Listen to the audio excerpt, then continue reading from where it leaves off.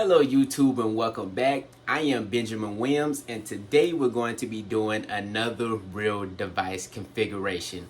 Right here I have my Cisco access point. It is a 2700 series access point and I just received this in the mail today, so I'm very excited to be bringing this video to the channel.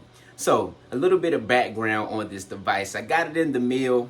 Wanted to plug it in and get started immediately, so that's what I went on ahead and did. Plugged it in, and it turns out this access point was configured to be a lightweight access point. So as you guys know, when it's in lightweight mode, it is going to search for that wireless LAN controller. So I was not able to configure it as soon as I got it in the mail, so I had to do a little bit of research to find out how to convert this lightweight access point to an autonomous access point. And with further research, I was able to figure out how to do it. So basically what I had to do was download the TFTP server onto my computer. And then I also had to search the web to figure out how to get a Cisco iOS image for this particular device that was an autonomous iOS image. So I do plan on in the future making a video on showing you guys how to convert a lightweight access point to an autonomous access point. I would have to do the research again, watch a couple of YouTube videos. I was able to do it, but to do it again, I would probably have to rewatch those videos and do the step-by-step process. But today what we're going to be doing on this device right here, since I did convert it to an autonomous access point, is I'm going to be configuring an SSID on the 2.4 gigahertz band and another SSID on the 5 gigahertz band. We're going to be using WPA2 pre-shared keys. So without further ado, that's enough for me talking. Let's go ahead and plug this device into our switch so we can get some power to it. We have our console port on the back, and we have our power over Ethernet port on the back as well. So I'm going to show you guys all of that. So let's go ahead and get into it. All right, so here's a better view of the back side of the console port and also the power over Ethernet port as well. So I do have my console port right here that's connected over there to my PC. So let's first go ahead and make the connection into this console port. So let's get that nice sweet click that we love to hear. It's hard to do this with one hand, but we're going to make it work. There goes that click. And then I have my ISR router as well as my 48 port switch down there at the bottom. I already have one connection into my switch. So I'm going to take the other side and plug it into the power over Ethernet port right here so we can get power to this access point.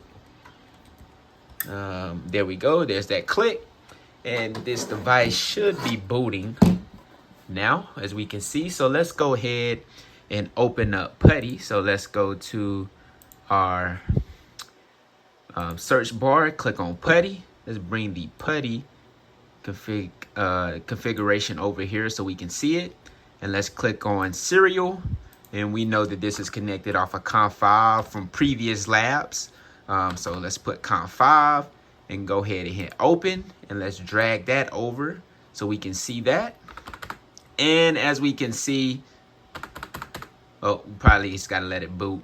So yep, it's booting now. So as soon as this device boots, I'll be back. So before we get into the actual configuration itself, I first wanted to show you guys the network and what's going on around me within other networks as well. So we do have our current ISP access point, and it's an access point router and also a switch. It's an all-in-one.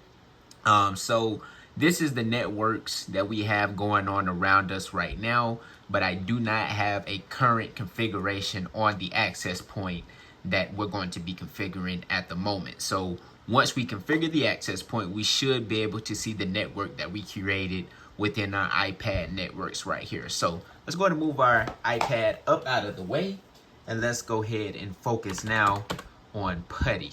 So not sure what's going on with my camera. There we go, it's focusing now. Perfect. So we can see that the iOS image has booted. So let's do an enable. And let's give the password of Cisco, it's the default. And let's do a show IP interface interface brief. Oops, brief. If I can type and spell. All right, so we can see that we have an IP address of 192.168.2.29. And what I want to do is to make sure that this IP address is manually configured on this access point first. So let's go into interface BVI1. Okay, interface. Oh, let's go into global configuration mode first. That'll be smart. And now we can go into interface BVI1. All right, and let's do an IP address of 192.168.2.29. Let's give a subnet mask of a /24, so 255.255.255.0. And let's do a no shut. We already know that it's up, but now let's do a do show IP interface brief. All right, so I just wanted to make sure that that was manually configured in. Okay, so now what we're going to do is we're going to bring up a browser. So let's bring up our browser, and let's bring our browser down here so we can see it. And I'm not sure if you guys can see the address. So let me zoom out a little bit so you guys can see the address bar. All right, so now that we're zoomed out, let's go ahead and get access to our access point. Let's type in http://192.168.2.29. Hit enter there. All right, and our credentials are the defaults. So we don't have to type in a username. We just type in Cisco, capital C, as our password. And here is the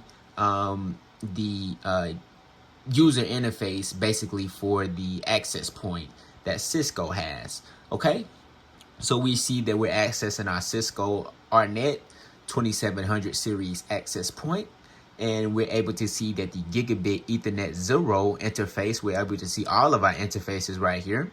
We can see that Gigabit Ethernet 0 interface is in the up state. We're able to see that our 2.4 gigahertz channel is in the down state by this arrow is red. And also we're able to see that our 5 gigahertz band radio is also in the down state. So like I said at the beginning of this video, we want to create 2 SSIDs, one in the 2.4 gigahertz radio channel and the other one in the 5 gigahertz radio channel. Okay, so the first thing that we're going to do is click over at the easy setup, and we're going to click on network configuration. So we're able to see our host name, which is Ben's AP. We have a static IP address of 192.168.2.29. It has a 24-bit subnet mask, and our default gateway IP address is 192.168.2.254. So also we're able to see our current SSID list, and as we can see, we currently do not have anything listed within our SSID list. Okay, so if we scroll down a little bit in the network configuration, we're able to see our radio configuration right here. So the first radio that we want to configure is in the 2.4 gigahertz radio band. So we're going to create an SSID over here, and we're going to name the SSID Ben's Network. And let's do 2G. All right, for the 2.4 gigahertz band, and we want to broadcast this SSID on the beacon, so we're able to see our SSID on our iPad when we search for the network. Okay, and the next thing that we want to change is the universal admin mode. We want to disable this because this should be enabled only when we're running in lightweight mode. When we're running in autonomous mode, we want to make sure that we disable this admin mode. Okay, so next we're going to go to security, and like we said at the beginning of this video, we want to configure WPA2 pre-shared keys. And right here we're just getting a pop-up that basically says that all of our traffic will be encrypted using AES encryption, and basically it's saying that all of our end devices should be WPA2 capable, and we are using a modern iPad, so we are able to we do have WPA2 capabilities on my iPad and really all of my devices within my house. Okay, so let's go ahead and hit close on that pop-up. All right, and let's go ahead and configure the pre-shared key. And I'm going to keep that to myself, but we're going to go ahead and type that in. All right, and we're going to leave everything else at the defaults. We want the radio to choose the least congested channel to run on. We want the power output to be at maximum as well. So let's go ahead and hit apply there and click OK on this pop-up. And it should be refreshing. And after the refresh happens, we're able to see our current SSID list updated.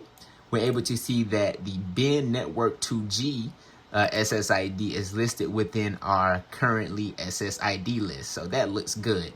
So next we want to configure an SSID on the 5 GHz channel as well. All right, so let's go ahead over here, and the SSID for the 5 GHz channel is going to be bin's network 5G. We want to broadcast this SSID so we're able to see it on the iPad as well. We want to disable universal admin mode because we're running in autonomous mode. For security, we're going to be doing WPA2, and we get that great pop-up right there. So let's go ahead and hit close, and let's go ahead and type in our pre-shared key. And like I said, we're going to leave everything else at the defaults and go ahead and hit apply and hit OK. And now we can see both of our SSIDs that we curated are in our current SSID list. So that looks good. So the next thing that we want to do is we want to go up here to network, and we want to click on the interface, the network interface, and we want to first select the 2.4 gig interface, and we're going to click on settings. All right, and as we can see, our radio is not currently enabled. It's not enabled or disabled. So what we want to do is we want to click enable right here for the 2.4 gig, and we want to scroll down. It's still kind of loading, so let me let it load. Let it load. Let's give it some grace. Can be slower.